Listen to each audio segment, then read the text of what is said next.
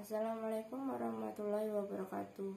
Perkenalkan, nama saya Sakilah El Husna dari Prodi D3 Farmasi Universitas Sakin Pati dengan nomor NIM 202-331-0071. Pada kesempatan kali ini, saya akan mempresentasikan materi yang berjudul Pancasila sebagai ideologi bangsa dan negara. Pancasila sebagai ideologi bangsa dan negara. Pengertian ideologi.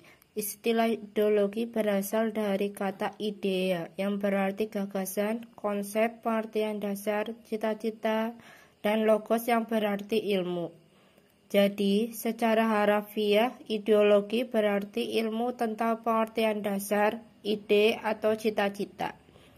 Cita-cita yang dimaksudkan adalah cita-cita yang tetap sifatnya dan harus dapat dicapai sehingga cita-cita itu sekaligus merupakan dasar pandangan paham. Ideologi yang semula berarti gagasan, ide, cita-cita itu berkembang menjadi suatu paham mengenai seperangkat nilai atau pemikiran yang oleh seseorang atau sekelompok orang menjadi suatu pegangan hidup. Beberapa pengertian ideologi. Yang pertama, menurut sastra Prateja, ideologi adalah seperangkat gagasan atau pemikiran yang berorientasi pada tindakan dan diorganisir menjadi suatu sistem yang teratur.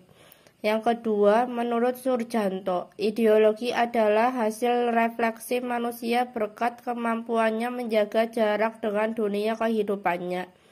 Yang ketiga, menurut Mubiarto, ideologi adalah sejumlah doktrin, kepercayaan, dan simbol-simbol sekelompok masyarakat atau suatu bangsa yang menjadi pegangan dan pedoman kerja atau perjuangan untuk mencapai tujuan masyarakat atau bangsa itu.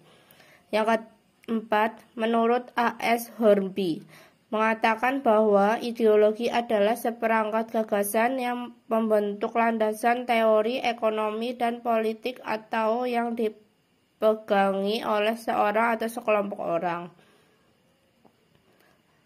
Selanjutnya, menurut Surjono Sukanto, menyatakan bahwa secara umum ideologi sebagai kumpulan gagasan, ide, keyakinan, kepercayaan yang menyeluruh dan sistematis, yang menyangkut bidang politik, sosial, kebudayaan, dan agama.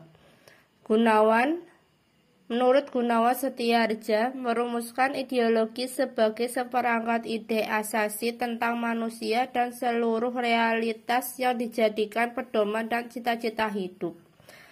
Menurut Franz Magnus Suseno mengatakan bahwa ideologi sebagai suatu sistem pemikiran yang dapat dibedakan menjadi ideologi tertutup dan terbuka. Ideologi tertutup merupakan suatu sistem pemikiran tertutup yang memiliki ciri-ciri merupakan cita-cita suatu kelompok orang untuk mengubah dan memperbarui masyarakat atas nama ideologi dibenarkan pengorbanan-pengorbanan yang dibebankan kepada masyarakat. Isinya bukan hanya nilai-nilai dan cita-cita tertentu, melainkan terdiri dari tuntutan-tuntutan konkret dan operasional yang keras yang diajukan dengan mutlak. Ideologi terbuka merupakan suatu pemikiran yang terbuka, yang memiliki ciri-ciri bahwa nilai-nilai dan cita-citanya tidak dapat dipaksakan dari luar, melainkan digali dan diambil dari moral, budaya masyarakat itu sendiri. Dasarnya bukan keyakinan ideologi sekelompok orang, melainkan hasil musyawarah dari konsensus masyarakat tersebut. Nilai-nilai itu sifatnya dasar secara garis besar saja sehingga tidak langsung operasional. Fungsi utama ideologi dalam masyarakat menurut Ramlan Surbakti tahun 1999 ada dua, yaitu sebagai tujuan atau cita-cita yang hendak dicapai secara bersama oleh suatu masyarakat, dan sebagai pemersatu masyarakat, dan karenanya sebagai prosedur penyelesaian konflik yang terjadi dalam masyarakat. Pancasila sebagai ideologi mengandung nilai-nilai yang berakar pada pandangan hidup bangsa dan falsafat bangsa. Dengan demikian, memenuhi syarat sebagai suatu ideologi terbuka. Sumber semangat yang menjadikan Pancasila sebagai ideologi terbuka adalah terdapat dalam penjelasan Undang-Undang Dasar 1945, yaitu terutama bagi negara baru dan negara muda, lebih baik hukum dasar yang tertulis itu hanya memuat aturan-aturan pokok, sedangkan aturan yang menyelenggarakan aturan pokok itu diserahkan kepada undang-undang yang lebih mudah caranya membuat, mengubah, dan mencabutnya. Sifat ideologi ada 3 dimensi sifat ideologi, yaitu yang pertama dimensi realitas. Nilai yang terkandung dalam dirinya bersumber dari nilai-nilai yang hidup dalam masyarakat, terutama pada waktu ideologi itu lahir, sehingga mereka betul-betul merasakan dan menghayati bahwa nilai-nilai dasar itu adalah milik mereka bersama. Pancasila mengandung sifat dimensi realitas ini dalam dirinya. Yang kedua, dimensi idealisme.